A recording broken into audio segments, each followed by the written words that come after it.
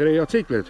Talv on käes, lumi maas ja varsti on käes jõulud, mis tähendab seda, et saate hakata tegema kauneid kingitusi sõpradele, pereliikmetele ja ka loomulikult iseendale, sest sellel aastal olete olnud te ju erakordselt tublid ja kõik need kingid ilusasti ära teeninud. Üks kingi idee, mida sellel aastal kõigile kinkida ja endale ka, on näiteks matkarätikud ja neid on olemas äärmiselt erinevas suuruses.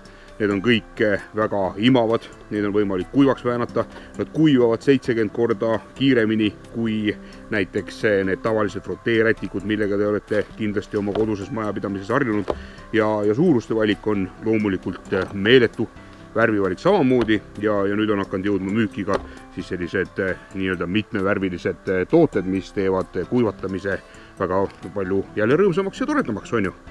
Kaasas on iga rätikuga ka selline väike kotikene, kuhu nad saab siis ilusasti sisse pakkida.